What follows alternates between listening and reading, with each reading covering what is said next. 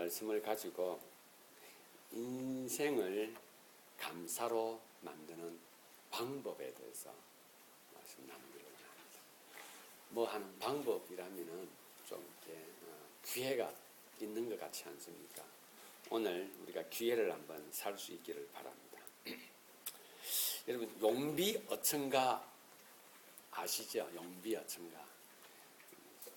우리 고등학교 시험 칠 때 정말 시도 때도 없이 나왔던 게 용비어천가입니다. 용비어천가 1장 1절 첫 소절이 어떻게 되는지 아세요? 요즘 워낙 유명해서 아실 건데 1장 첫 구절이 이렇게 나옵니다. 육룡이 나로샤 천복이시니 이렇게 나옵니다. 육룡이 나로샤 요즘 그게 연속극에 나오는 이름인 것 같더라고요. 육룡이 나로샤. 육룡이 나로샤. 용비어천가에 나오는 첫 소절에 육룡이 나로샤 천복이시니 이게 무슨 말인 것 같아요? 조선 제7대 왕 세조가 왕이 되고 나서 약 20몇 년쯤 지났을 때 그가 생각을 합니다. 이 조선이 건국되어진 것이 과연 누구의 언덕인가 생각을 해보니 자기보다 먼저 되었던 그 공신들, 이 조선을 건국했던 그 왕들, 6왕들이 그 머리에 떠올랐습니다. 그래서 그는 정인지라든지 여러 권념이라든지 이런 아주 지혜로운 신하들을 불러서 이 조선 창업을 한 6왕들의 업적을 기리자 해서 육룡이 만들어진 겁니다. 육룡. 그래서 태조, 정종 이렇게 하면서 쭉 나가죠. 태정, 태세, 문, 단종까지 해서 이 6왕을 기리는 것이 용비어천가인데 아주 엄청 깁니다. 몇 권으로 되어 있어요. 근데 그 첫 구절이 바로 그 육룡이 나르샤 하늘이 복을 내리시고 하는 일마다 복을 내리시고 하는 것이 용비어천가의 첫 내용이고 전체 내용이기도 한 것입니다. 여러분, 오늘 이 본문 다윗이 기록한 시입니다. 다윗이 기록한 시인데 이 시에 과장법이 굉장히 많이 들어가 있습니다. 과장법이. 그래서 다윗이 기록한 시를 한번 우리가 살펴보면서 어디가 과장이 됐는지 한번 보도록 하겠습니다. 3절 볼까요? 내 원수들이 물러갈 때에 주 앞에서 넘어져 망함이니이다. 원수들이 망하지를 않습니다. 원수들은 계속해서 생겨나죠. 4절에 주께서 나의 의와 송사를 변호하셨으며 보좌에 앉으사 의롭게 심판하셨나이다. 아닙니다. 하나님은 내가 하나님 말씀대로 살아가나 하나님은 나에게 대해서도 굉장히 냉정하십니다. 내가 잘못되어진 부분에 대해서는 여지없이 벌을 내리시는 분이 하나님이십니다. 5절 보겠습니다. 이방 나라들을 책망하시고 악인을 멸하시며 엄청난 과장이 나옵니다. 그들의 이름을 영원히 지우셨나이다. 아닙니다. 지우지 않으셨어요. 시인은 하나님께 이 시를 드리며 하나님의 이름을 지금 높이고자 이런 과장법을 활용하고 있는 겁니다. 시에게 주어진 특권이죠. 시인에게 주어진 특권입니다. 6절 원수가 끊어져 영원히 멸망하였사오니 주께서 무너뜨린 성읍들을 기억할 수 없나이다. 다윗이 있는 그 시기에 아직도 무너지지 않는 성읍들이 많이 있었습니다.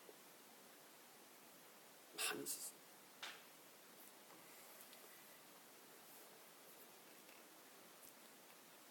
9절에 한번 보겠습니다. 여호와는 압제를 당하는 자의 요새이시요 환난 때의 요새이시로다. 10절에 여호와여 주의 이름을 아는 자는 주를 의지하오리니 이는 주를 찾는 자들을 버리지 아니하십니다. 9절, 10절, 7절 같은 경우에는 과장법이라기보다는 그의 경험에 비추어서 하나님께서 어떻게 하나님의 사람들을 보호하고 지켜주는가 하는 것에 기록한 고백적인 내용이기도 합니다. 우리가 성경을 볼 때에 왜 이것은 시편이고 이것은 왜 편지글이고 이것은 왜 예언서라고 굳이 구분하느냐.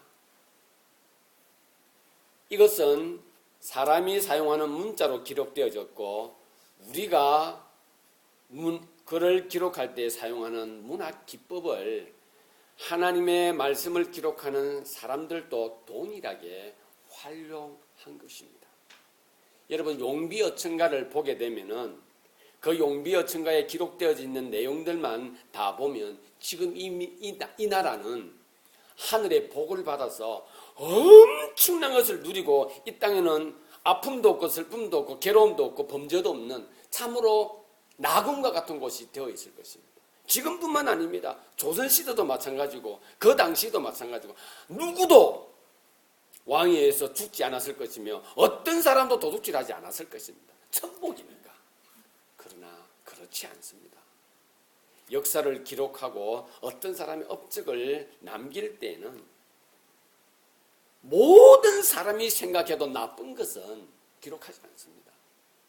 심지어 자기가 한 행동도 자기가 알기에 그것은 빼라고 말하기도 하죠.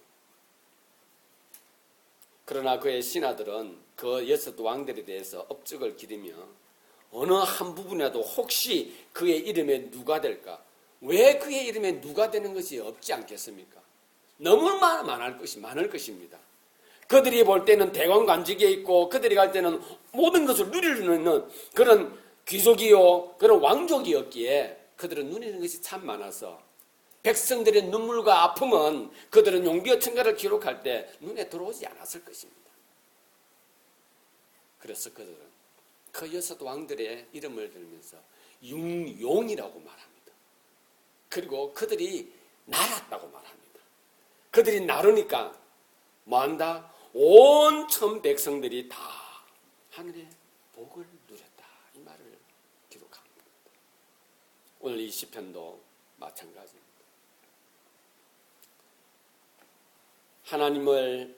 하나님께서는 우리의 원수들, 여기서 말하는 우리의 원수들이 누구이겠습니까?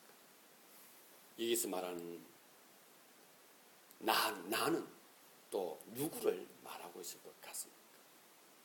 여러분들의 삶에 하나님께서 나에게 주신 것을 한번 시로 한번 적어 보시려고 할 그때에 아마 용기가 그렇게 많지 않은 사람이라면 감히 하나님이 내 인생에 이것도 뺏어갔죠.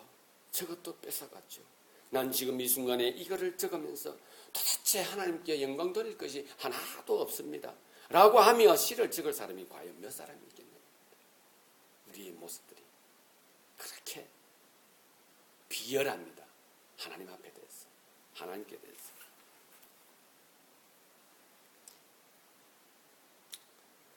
오늘 이 시인은 과장법을 쓰고 좀 더 실제로 일어나지 않은 일들도 기록하면서 그는 누구의 이름을 지금 떠올리고 있습니까?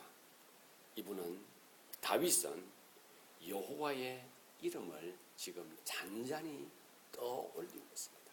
자신의 인생에 있어서 하나님께서 자기에게 어떻게 역사하셨는가 하는 것들을 떠올리면서 1절에 그가 이렇게 기록하며 이 시를 써내려가기 시작합니다.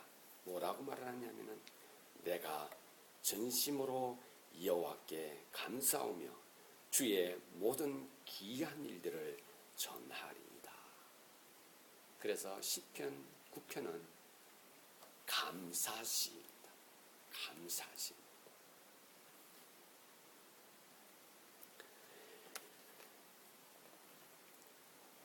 10절에 우리 다 같이 한번 보기를 바랍니다.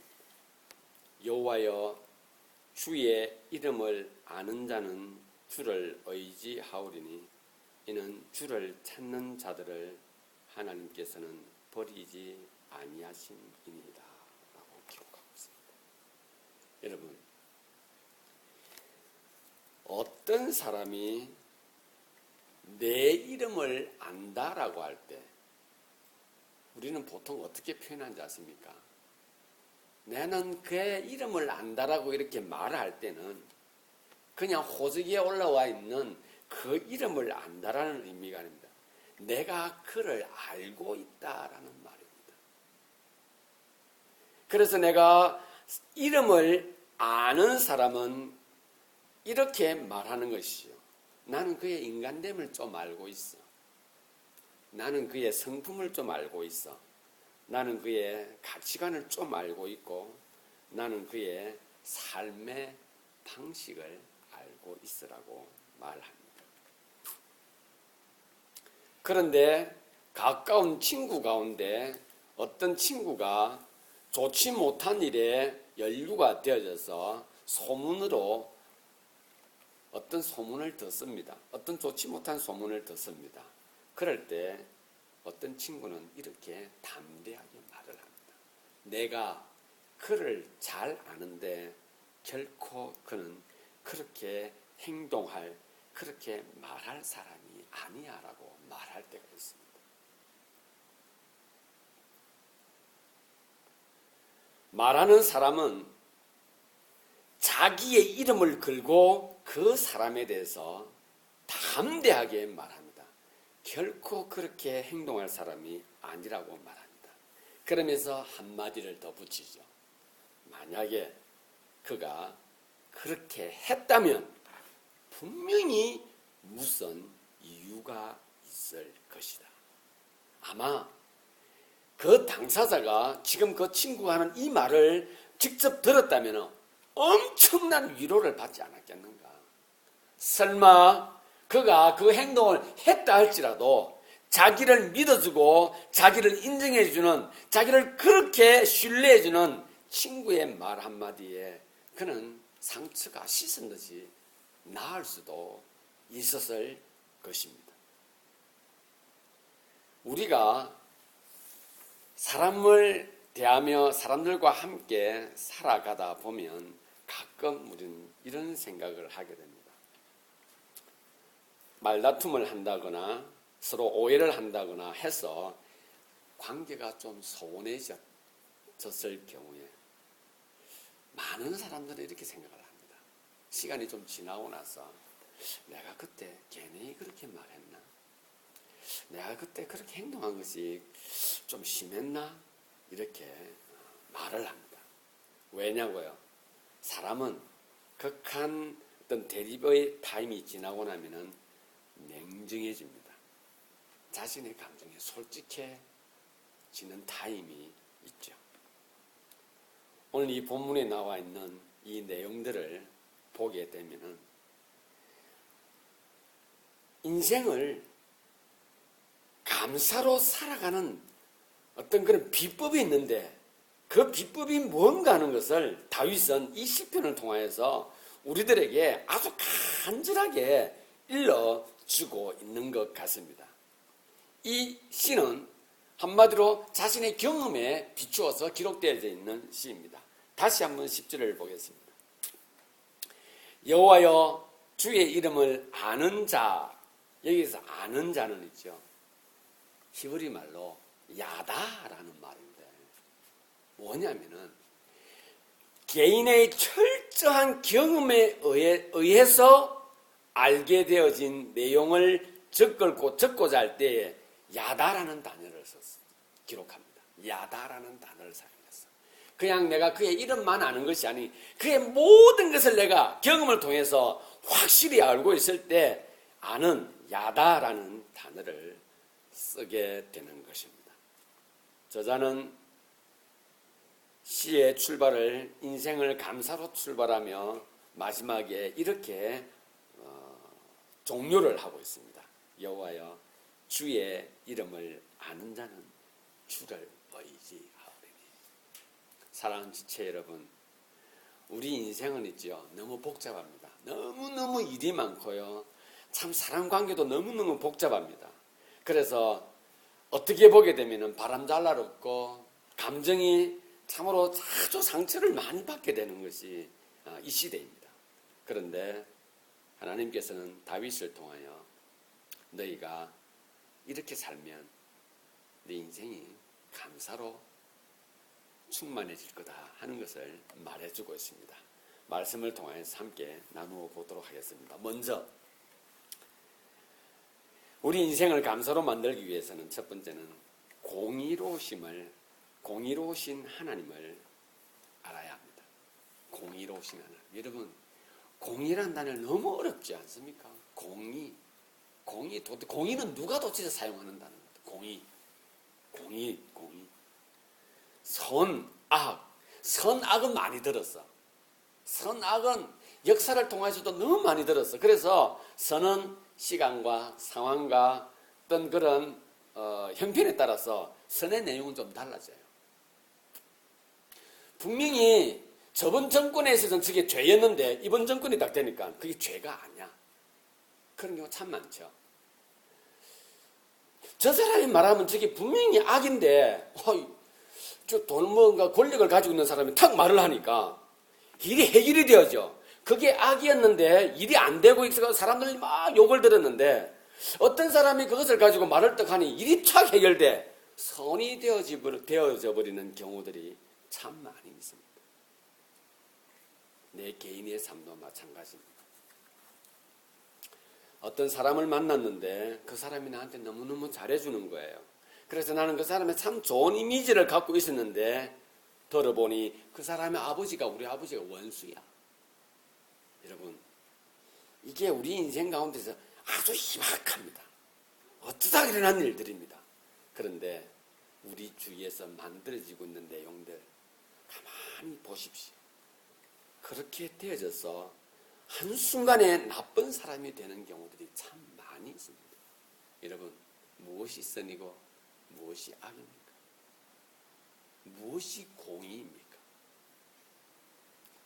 하나님께서는 오늘 우리에게 이 공의로우심을 우리에게 말씀해 주시면서 이렇게 말하고 계십니다. 공의라고 하는 것은 선과 악을 공정하게 판결하는 하나님의 성품이다라고 말하고 있습니다. 선과 악을 공정하게 판결하는 하나님의 성품이다라고 말합니다.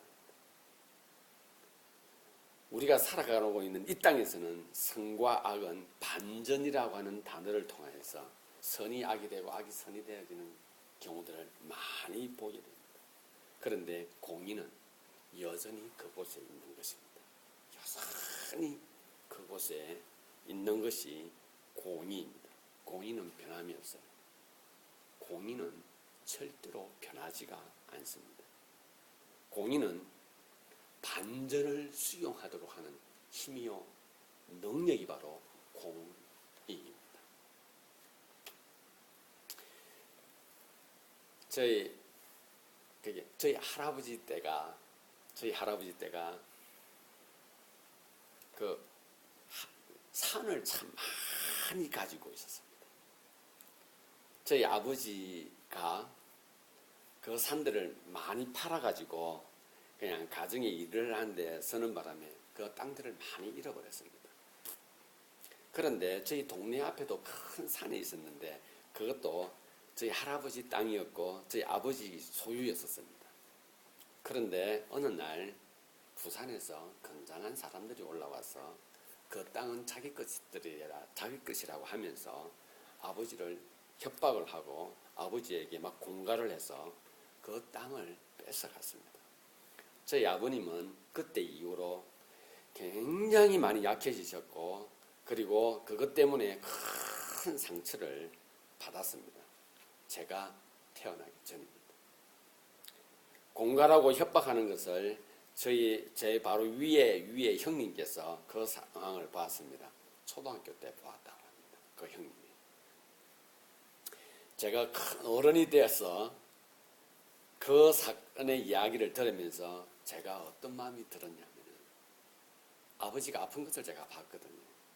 나는 그래서 아버지가 왜 매일 아플까라고 생각을 했었는데, 그래서 아버지에 대한 이미지가 별로 안 좋았습니다. 그런데 그 형님께서 아버지의 그 사건 역사를 쭉 이야기해 주는데, 그때 그 사람들을 내가 만나면 혼내주고 싶은 마음이 들었습니다. 제가 태어나기 전이었습니다. 저는 그것밖에 모르는 거죠. 그런데 내 할아버지 그 전에는 어떤 일이 있었는지 우리 가족의 역사 속에서는 아무도 모르는 것입니다. 우리 인생은 있죠. 지금 만들어진 그것에 있어서 내가 어떻게 반응하는가 하는 것은 그것으로서 끝이어야 되고, 그것으로서 공의를 확인할 수 있어야 합니다. 만약에 크기에 다른 의미를 부여하고, 그것에 또 역사를 부여를 하고, 그것에 나의 가족관계를 부여하고, 그렇게 되어진다면 이 땅에서 일어나고 있는 일들에 있어서 풀어질 수 있는 것들은 오로지 다 반전에 의해서만 형성되어질 것이고, 그것은 바로 힘의 논리에 의해서 전개되어져 갈 것입니다. 오늘 본문에서 하나님께서 우리에게 말씀하고 계십니다. 다 같이 4절을 다시 한번 보겠습니다. 주께서 나의 의와 송사를 변호하셨으며 보좌에 앉으사 의롭게 심판하셨나이다 기록하고 있습니다. 이 지금 다윗은 하나님이 내 편이고 내가 하나님을 찬양하고 있으니까 무조건 하나님이 내 편이다라고 말하는 것이 아닙니다. 자신의 삶에 있어서 의가 하나님 앞에서 공의롭게 비춰졌을 그때에 그 일을 자기가 말합니다. 나의 의와 나의 억울함을 주님께서 판결해 주셨다라고 말하고 있는 것입니다. 사랑하는 지체 여러분, 공의로우신 하나님을 알기 위해서는 나에게서 일어나고 있는 여러 가지 일들에 너무 깊이 뭔가를 해석을 하려고 하고 의미를 부여하려고 하게 되면 우리는 공의로우신 하나님을 경험하기가 쉽지 않습니다. 왜냐하면 내가 자꾸 주인이 되려고 하거든요. 뭔가를 자꾸 분석하려고 하고 하다 보면 내가 주인이 되려고 하는 경향이 많이 있습니다. 그러는 중에 어떤 대립이 일어나고 디베이션이 일어나게 되면 우리는 그 문제를 풀기보다는 내 감정 문제 추스르기에 바쁜 모습으로 바뀌어집니다. 그렇기 때문에 우리에게는 공의로우신, 선과 악을 공정하게 판결하시는 그 하나님을 우리가 알아야 할 필요가 있는 것입니다. 그렇기 때문에 우리 인생을 살아가면서 공의로우신 하나님을 배제한 채 내 생각과 내 방향과 내 뜻대로만 살려고 한다 보면 의외로 내가 만든 선이 굉장히 많이 만들어지게 됩니다. 내가 하는 방법은 다 선이 되는 것이고, 내가 모르고 내 뜻에 안 맞는 것은 악이 되어질 경우들이 많이 있습니다. 여러분, 내 인생의 삶을 감사로 만들기 위해서는 먼저는 공의로우신 하나님을 알아야 할 것입니다. 두 번째로 내 인생을 감사로 만들기 위해서는 압제당하는 자의 요새가 어디인가를 알아야 합니다. 오늘 이 본문을 보게 되면 압제당하는 자가 과연 누굴까 곰곰이 생각하게 됩니다. 언뜻 우리가 읽어보게 되면 압제당하는 자, 내 자기를 또 생각하는, 인생을 갖다가 한번 또 한번 거기다 논하는 겁니다. 이 인생, 힘든 인생, 내 압제당하 주님 나 이렇게 위로해 주셔서 고맙습니다. 밑도 끝도 없이 압제당한 자가 자기야. 밑도 끝도 없이 그렇게 되어짐으로 해서 우리 신앙의 모습들이 있죠. 지극히 미신적이 되어져 가는 것입니다. 나는 압제당하는 것이다. 내가 공부를 못한 것도 내가 압제당하는 것이고, 내가 가난한 것도 내가 압제당하는 거야. 너무 돈 많은 사람들 다 착취해 갔어. 내가 열심히 공부했는데 내보다 더 똑똑한 사람들이 뭐 다른 행동을 해가지고 내 성적도 다 뺏어가서 난 압제당하는 존재야. 그냥 가난하기 때문에 압제당하고 못나서 나는 압제당하고 허약해서 나는 압제당하는 존재야. 그러니 하나님 앞에 오면 꺼이꺼이가 되는 거야. 주여 주여 주여 계속 평생을 그렇게 하는 거야. 하나님을 우리는 마치 정말 제가 자주 말씀을 드리지만 우상 취급하는 거예요. 난 압제당하는 거지. 지금 이 저자가 9절에 여호와는 압제를 당하는 자의 요셋이요 환난 때의 요셋이라고 말하고 있습니다. 지금 그의 인생에 있어서 그를 압제하는 존재가 있었겠죠. 지나간 삶 속에서 그를 압제하는 존재가 있었겠죠. 요새는 어떤 의미를 줍니까? 요새는 은밀성 그리고 경고성을 우리에게 제공해 주고 있습니다. 그리고 그 요새는 지금 나에게 있어야 합니다. 그렇지 않으면 요새는 의미가 없어요. 내가 지금 총알이 쏟아지고 포탄이 쏟아지고 폭풍우가 밀려오는데 내 요새는 저기에 있어. 그래 난 지금 죽어가. 그 요새는 의미가 없죠. 요새는 지금 나에게 있어야만이 그 견고함이, 그 안전성이, 그 은밀성이 가치가 있는 것입니다. 요새는 언제 필요합니까? 위기에 처한 그때입니다. 그래서 우리는 힘이 들고 어려울 때 하나님의 이름을 부릅니다. 내가 어떻게 했는가는 관계가 없습니다. 내가 어떻게 했는가는 관계가 없어요. 똑같이 가뭄이 일어서 모든 농민들이 여기도 힘들고 저기도 힘든데 유별나게 자기 땅에 비 내리게 해달라고 간절히 기도하는 사람들이 있다고 할 때 과연 그분이 나의 요새라고 믿고 기도를 하고 있을까요? 아니겠죠. 그게 아니라는 겁니다. 위기에 처해 있을 때 내가 왜 위기에 처해 있는가는 사실, 내가 압제를 당하고 있을 때 내가 왜 압제를 당하고 있는가는 사실 앞에 내 자신을 정확하게 자기를 확인하고 분석하는 것은 난 필요하다고 믿습니다. 왜 이게 위기가 왜 닥쳤을까? 왜 나에게 이런 돈 문제가 발생하며 왜 나에게 저런 사람을 만나게 했을까? 왜 나는 내 인생은 왜 이러나? 한번 생각해 보아야 하는 것입니다. 그리고 하나님께서 이것이 나에게 필요하여서 그것을 보냈다고 한다고 한다면 그 순간에 우리는 하나님이 나의 요새인 것을 발견하는 것입니다. 그런데 우리는 아픔이 있고 고통이 있으면 요새는 마치 멀리 있는 것처럼 생각하죠. 그때 우리는 기도하죠. 하나님, 나에게 힘이 되어 주십시오. 아니죠. 이미 우리는 그 순간에 그 자신의 모습을 보면서 내가 왜 압제를 당하고 있고 내가 왜 어려움을 당하고 있는가 하는 것을 확인하고 보고 또 분석하는 순간에 우리는 하나님이 나의 영원한 요새란 사실을 알게 되는 것입니다. 우리의 요새는 하나님 외에는 존재할 수가 없는 것입니다. 왜 그러냐고요?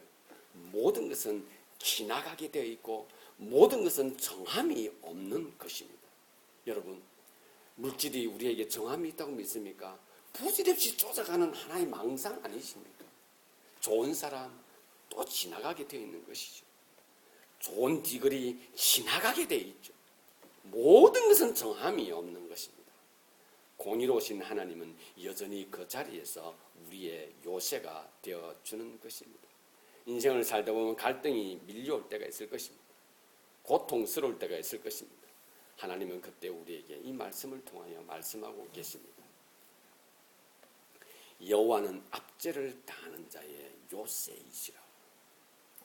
내가 지금 압제를 당하고 있음에 하나님 앞에 있다고 하는 사실을 확인한다면 압제에 대한 이유들도 우리는 보게 하는, 고통을 당하고 있는 가운데 내가 지금 압제를 당하고 있다면 고통을 당하는 이유에 대해서도 하나님은 생각하게 하시는 것입니다. 그렇기 때문에 막연히 그 압제와 그 고통과 환난은 덮어두고 왜 이런 일이라고 하게 된다면 원망받게 되어지지 않으나 그것을 허락하신 하나님 앞에 자신을 비춰보게 되면 바로 그 하나님이 나의 요새인 것을 확인하게 되어질 것이고 우리는 그때 하나님 앞에 감사하게 되는 것입니다. 마지막 세 번째입니다. 우리 인생을 감사하게 하는 방법 세 번째는 하나님이 나에게 어떤 존재인가 하는 것을 찾아야 합니다. 하나님이 나에게 어떤 존재인가 하는 것을. 여러분 막연한 거 생각하면 안 됩니다. 하나님은 복을 주시고 하나님은 천지 만물을 창조하시고 하나님은 예수 그리스도를 보내주시고 막연하게 그냥 막연하게 들어가서는 안 되는 것입니다. 힘들고 어려울 때 복을 내려주시고 간절히 구할 때 하나님께서는 응답해 주시는 이렇게 막연하게 하시면 안 됩니다. 여러분 우리에게는 중간 고리가 절대 없습니다. 내가 어려우니까 주님께서는 분명히 뭔가 허락하실 것이라는 막연한 그 믿음에 중간 고리가 없는 겁니다. 왜? 내가 왜 너에게 그것을 줘야 돼? 네가 지금 이렇게 하고 있으니까 그것은 중간에 뭔가 빠져버리지 않습니까? 내 인격도 없고 하나님 인격도 없고 그냥 내 어려우니까 주세요라고 하는 종교적인 것밖에 없는 것입니다. 하나님이 어떠한 존재인가? 여러분 10절에 보게 되면 주의 이름을 아는 자라 그랬죠. 다윗이 경험으로 그의 이름을 여호와 이름을 확인했던 것입니다. 이 아는이라고 하는 것은 인격적인 만남이 결여되어지면 결코 확인할 수 없고 사용할 수 없는 단어가 바로 이 아는이라는 단어입니다. 여러분 인격적인 만남이 있어야 됩니다. 하나님과 나와의 인격적인 만남이 되어지지 않고서는 우리는 결코 하나님이 어떤 존재인가 하는 것을 알 수 없게 되는 것입니다. 제가 청년부 사역을 할 때도 그렇고 학생부 사역을 할 때도 저는 학생들에게 좀 냉정하게 청년들에게 좀 더 냉정하게 물어볼 때가 많이 있었습니다. 너 왜 절에 안 가고 교회 왔냐고 저는 냉정하게 물어봤습니다. 너 왜 스님한테 안 가고 여기로 왔냐고 저는 냉정하게 물을 때가 참 많이 있었습니다. 왜냐고요? 하나님을 바로 알아라. 네가 지금 찬양하고 예배하는 이분이 누군가 하는 것을 알게 하기 위해서. 목사님, 전도사님 힘들어요. 기도해. 저는 그렇게 가르치지 않았습니다. 정말 저는 제가 그렇게 했었거든요. 그러니 저는 하나님이 누군지도 몰랐어요. 그냥 빌면은 주시는 그런 분으로 저만 인격적인 만남이 저에게는 전혀 결여되어 있었던 분이었습니다. 그래서 제가 그 일을 감당할 때 교사로 있을 때 저는 막연하게 그렇게 접근하고 싶지가 않았습니다. 제가 교만해서인지는 잘 모르겠으나 그렇게 되어지면 또 다른 나를 만들게 될 것이라는 생각 때문에 저는 그랬었습니다. 인격적으로 예수님 만나야 된다. 저는 그래서 어린아이 학생들에게도 예수님에 대해서 저는 아주 강하게 표현을 참 많이 했었습니다. 너는 죄인이라고 하는 사실과 예수 그리스도가 너를 위해서 십자가에 죽으셨다고 그 사실들을 참 많이 그들에게 이야기해 주었습니다. 그들은 믿는다고 했으나 저는 반복적으로 그것들을 그들에게 일러 주었습니다. 자신이 죄인인 것을 알지 못하고 자신이 연약한 존재인 것을 알지 못하면 있죠. 하나님은 절대적으로 그에게 있어서 하나의 우상밖에 되어지지 않는다고 하는 것을 저는 경험을 통해서 철저하게 저는 알았었거든요. 그래서 예수님을 통하지 않고서는 하나님을 인격적으로 만날 수가 없다는 사실을 참 많이 제가 이야기를 했었습니다. 우리 인생도 마찬가지입니다. 오늘 여러분들에게도 동일하게 개인적으로 자신에게도 질문해 보시기를 바랍니다. 내가 왜 이 자리에 와 있는가 하는 사실을 질문해 보시기를 바랍니다. 내가 왜 이 순간에 하나님을 찾아야 하는가 하는 그 이유를 알아야 하는 것입니다. 하나님께서는 성경 말씀을 보게 되면 결코 우리를 버리시지 않는다는데 왜 하나님은 나를 버리시지 않으실까? 여러분 그렇다면 나에 대한 내가 뭔가를 고백이 있어야 될 거 아니에요? 아빠에게 엄마에 대해서 뭔가를 요구를 할 때 나는 엄마의 딸이지 않느냐? 나는 아빠의 아들이지 않냐라고 과감하게 말을 해요. 왜요? 호적에 있으니까. 호적에 있으니까. 관계가 분명하다는 사실이에요. 관계가 분명하다는 사실. 것이 없다 할지라도 나를 키웠지 않습니까? 나는 당신이 나의 어머니고 당신이 나의 아버지인 것을 한 번도 거짓말이라고 생각해 본 적이 없습니다. 이건 확신이지 않습니까? 확신. 여러분 하나님 앞에 왔을 때에 여러분들이 가지고 있는 이유가 근거가 있어야 하는 것입니다. 하나님은 나를 버리지 않으신대요. 하나님 나를 공의로 인도해 주신대요. 하나님은 내가 고통당하고 어려울 때 나의 요새가 되어 주신대요. 왜? 왜?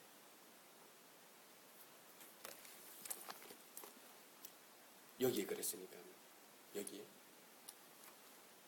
그래, 여기는 그랬죠. 여기는 그랬죠. 이것이 나라고 하는 나 개인의 관계 속에서 이 성경이 어떤 매개체가 되고 있다는 것을 기억해야 합니다. 이 말씀을 통해서라고 할 때 말씀 속에 있습니다. 그럼 이 말씀을 통해서 무엇이 하나님이 어떤 존재인가 하는 것을 하나님이 어떤 분인가 하는 것을 찾으려고 합니다. 찾는 자가 인생에서 감사를 아는 인생을 감사할 줄 아는 그러한 존재가 되는 것입니다. 여러분 나를 버리는 것들이 이 세상에 얼마나 많은지 알아요? 하나님은 성경을 통해서 결코 나를 버리지 않는다는데 나를 버리는 것들이 얼마나 많은 줄 알아요? 지식이 있죠. 나를 버려요. 비참하게 만들어버려요. 나를. 성공이 있죠. 나를 정말로 초라하게 만들어버리기도 합니다. 학적인 이론이 있죠. 나를 생무식군으로 만들어버리기도 하는 것입니다. 심지어는 우정도 사랑도 있죠. 우리를 버려버립니다. 어떨 때는요. 철학도 나를 버려버립니다. 그것이 나를 버리기도 하지만은 내가 스스로를 버려지게 하기도 하죠. 하나님께서는 오늘 이 본문을 통해서 다윗이 자신의 인생 가운데 일어났던 그 엄청난 것들을 실제 경험하지는 않았으나 믿음 가운데 그것을 과장으로 하나님 앞에 나아가는 그 이유가 어디에 있습니까? 결코 그는 하나님 앞에서 버림받은 적이 한 번도 없다고 하는 것을 그가 경험을 통해서 너무나 철저하게 믿으니까 그것이 그에게는 당연한 표현이 되어진 것이었습니다. 여러분 우리 인생 힘들고 어렵습니다. 고통스럽습니다. 어떨 때는 압제가 참 심합니다. 낙담이 심할 때도 있고 일이 잘 안 되어가기도 하고 벽이 꽉 막혀 있는 것처럼 느껴질 때 있습니다. 기억하시기를 바랍니다. 주의 이름을 아는 자는 충분히 하나님을 의지하게 될 뿐만 아니라 아버지를 찾는 자를 하나님께서는 결코 버리지 않는다 약속하셨습니다. 그렇기 때문에 여러분 이 땅에서 무엇을 의지하려고 하고 있습니까? 무엇이 여러분들의 삶의 목적이 되어 있습니까? 무엇이 여러분들의 방향을 결정하게 합니까? 바로 전지전능하신 하나님이 되어야 할 줄 믿습니다. 그러므로 인해서 우리 인생에 감사가 넘쳐날 것입니다. 그리고 그것이 우리 삶의 저변이 되어져서 우리의 삶은 기쁨으로 점철되어져 갈 것입니다. 그리고 우리는 이렇게 말하겠죠. 육령이 나르자 천복이시라 표현할 수 있을 것입니다. 하나님이 나의 삶을 이렇게 인도어 주셨음에 하나님께서 나를 이렇게 풍성한 복을 내려주셨다라고 고백하게 되는 것입니다. 그 감사가 넘쳐날 때 우리는 다윗처럼 이러한 시를 주님 앞에 돌려드리게 되는 것입니다. 무엇이 거시시겠습니까? 주님, 나의 인생 가운데 어떤 대적도 주님께서는 영원히 사라지게 했다라고 우리가 표현할 수 있게 되는 것입니다. 압제당하는 자의 영원한 요새가 되신 나의 하나님이라고 우리는 과감하게 표현하게 될 것입니다. 결론을 맺습니다. 감사가 있다는 것은 모든 사람과 더불어 평안히 살고 있다는 의미입니다. 감사가 있다고 하는 것은 이 모든 것이 가능케 한 하나님께 감사를 드린다고 한다는 것은 내가 더욱더 풍요롭게 지내고 있다고 하는 것을 고백하는 것이 되는 것입니다. 감사를 통하여 하나님과 더불어 아름다운 인생을 꾸려나가는 저와 여러분들이 될 수 있습니다.